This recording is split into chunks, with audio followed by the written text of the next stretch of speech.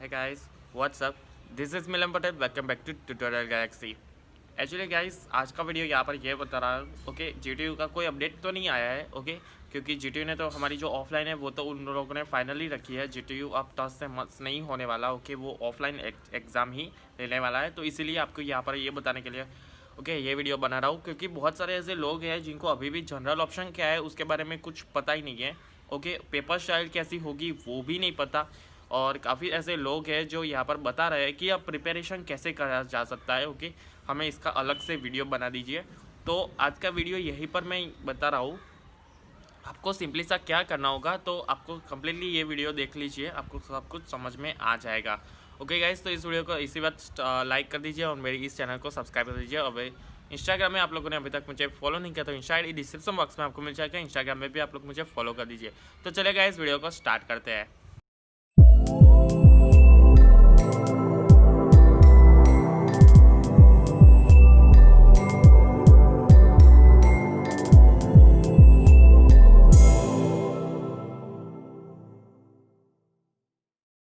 सबसे पहली बात यहाँ पर आपको बता देता हूँ चलिए कि हमारे जो GTU के अंदर जो है वो GTU ने फाइनल कर दिया है कि पेपर स्टाइल हमारी जो है वो 56 मार्क्स की होगी ओके।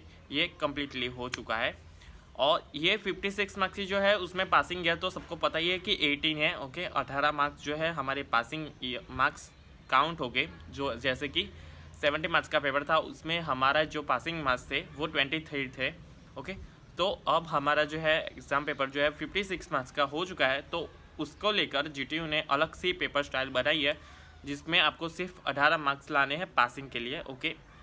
तो यहाँ पर आपको बता देता हूँ कि अब जनरल ऑप्शन क्या है ओके। ये पेपर स्टाइल थी। जनरल ऑप्शन की यहाँ पर बात कर लेते हैं। तो जनरल ऑप्शन जैसे कि हमारे पहले ऐसा आता था क्वेश्चन 1 ABC, क्वेश्चन 2 ABC और क्वेश्चन 2 का C एक और में आता था, फिर क्वेश्चन 3 ABC और क्वेश्चन 3 ABC। इस तरीके क्वेश्चन 3 2 बार आते थे, क्वेश्चन 4 2 बार आते थे और क्वेश्चन 5 2 बार आते थे और के अंदर ओके। तो ये सबको पता थी। लेकिन अब GTU ने ऐसा किया है question 1 ABC, question 2 ABC, question 3 ABC, question 4 ABC, इस तरीके से क्वेश्चन 8 ABC तक हमारा जो है क्वेश्चन पेपर लाइन से है, बीच में कोई भी और नहीं है। फिर ऊपर लिखा हुआ है कि आप 8 में से कोई भी 4 लिख सकते हो, मतलब आप जो क्वेश्चन आया है उसमें से आप कोई भी 4 लिख सकते हैं ओके। उसमें कोई प्रॉब्लम नहीं है। आप पहले क्वेश्चन 1 लिखिए या फिर क्वेश्चन 2 से स्टार्ट कीजिए, आप किसी भी तरीके से स्टार्ट कीजिए, आपको कोई भी 4 लिखने हैं ओके। और उसी 4 के आपके जो पहले 4 थे उसके मार्क्स काउंट हो गए और उसमें से 56 में से आपके जितने मार्क्स काउंट होते वो आएगा। तो ये था जनरल ऑप्शन, मतलब आपको काफ़ी ईजी पड़ जाएगा पेपर स्टाइल ओके। और GTU ने ऐसा बताया। तो अब जैसे ही पेपर अपने हाथ में आएगा तब पता चलेगा कि आखिरकार उसमें ऐसा है कि नहीं ओके। तो अब नेक्स्ट राउंड की यहाँ पर बात करते हैं। तो प्रिपरेशन कैसे करें, काफ़ी सारे स्टूडेंट यहाँ पर बहुत सारे कंफ्यूजन आ चुका है क्योंकि अब बहुत ही कम दिन बच चुके हैं राइट। और पूरा सेमेस्टर हमने ऑनलाइन पढ़ा और काफ़ी सारे जो ब्रांचेस है उसमें जो है सम्स ज़्यादा आते हैं, मतलब मैथमेटिकल सब्जेक्ट काफ़ी हद तक ज़्यादा आते हैं। मैकेनिकल्स की बात करें तो मैकेनिकल, ऑटोमोबाइल, सिविल, ये सारे डिपार्टमेंट है जिसमें बहुत सारे मैथमेटिकल सब्जेक्ट आते हैं क्योंकि उनको बैलेंसिंग वाले पार्ट और ये सब कुछ ज़्यादा आता है। तो उन लोगों को जो है मैथमेटिकल सब्जेक्ट भी ज़्यादा आते हैं ओके।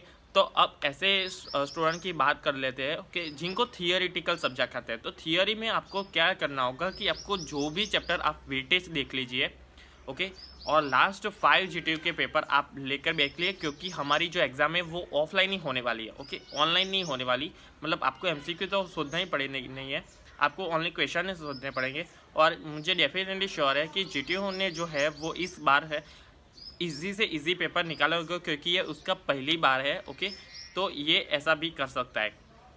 अब यहाँ पर आपको बता देता हूँ मैं चलिए कि हमारा जो पेपर स्टाइल आ चुकी है राइट 56 मार्क्स की।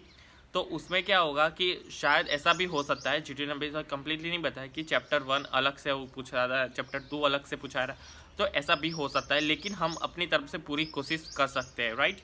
तो हमें क्या करना होगा कि थियोरिटिकल जितने भी सब्जेक्ट है वो आपको लास्ट में पढ़ने हो और आप सबसे ज़्यादा समय जो है वो आप मैथमेटिकल सब्जेक्ट पर फोकस डालिए और उसमें सम आपको बाद में करने हैं। मैथमेटिकल सब्जेक्ट में जितने भी थियरी आती है वो सबसे पहले आप काउंट कर लीजिए मतलब आप जितना भी जीटीयू का पेपर लास्ट 5 पेपर, ओके, मतलब आपका अगर 2020 मतलब 2017 तक आएगा, आपका समर 2017 तक, ओके, उतने तक आप अपने जितने भी पेपर है वो सारे के सारे आप ले लीजिए, ओके। ऑनलाइन ले रहे हैं तो ऑनलाइन ले लीजिए, या फिर ऑनलाइन से आप प्रिंट करवा भी सकते हो, ओके। प्रिंट अगर आपको ज़्यादा इजी पड़ेंगे, और बाहर मार्केट के अंदर आपको जो है वो पेपर जो है, ओके, उसके आंसर भी आपको मिल जाते हैं, ओके। काफ़ी सारे ब्रांचेस के मिल जाते हैं, कम ही ब्रांचेस ऐसी है जिसके जो है पेपर सॉल्यूशन हमारे नहीं मिलते, ओके। तो पेपर सॉल्यूशन भी वहाँ पर आपको मिल जाते हैं। तो आपको थियोरेटिकल सब्जेक्ट आपको लास्ट में करना है, वो तो आप अगले दिन मतलब जब भी आप एग्ज़ाम होगी उसके आगे के दिन पढ़ेंगे तो भी आपको याद रह जाएगा। जबकि मैथमेटिकल सब्जेक्ट में ऐसा बिल्कुल नहीं होगा, आपको कैलकुलेशन सारी की सारी करनी होगी, और जितने पेपर आए उसके एक एक जितने भी सम है वो सम आपको गिनने हैं।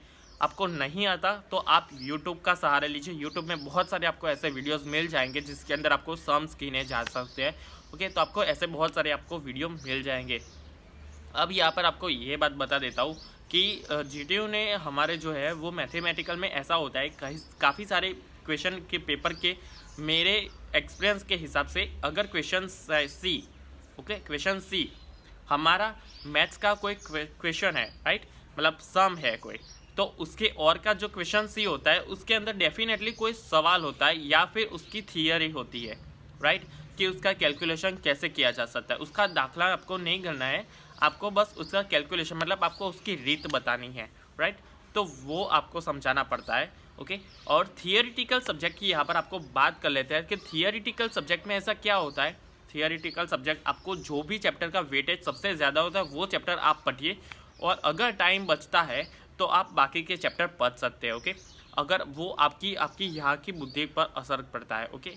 मैं मानता हूँ आपको दिन का सिर्फ 1 आवर ही आप पढ़ोगे तो भी आपका सब कुछ कम्प्लीटली हो जाएगा, ओके। ये मेरी गारंटी है, क्योंकि अगर आप ध्यान लगा कर पढ़ोगे, ओके, जीटीयू के पेपर जिस तरीके से मैं कह रहा हूँ वैसा अगर आप पढ़ोगे तो आपको डेफिनेटली अच्छे मार्क्स आएंगे, क्योंकि मेरा एक्सपीरियंस फुल हो चुका है जीटीयू के अंदर, ओके।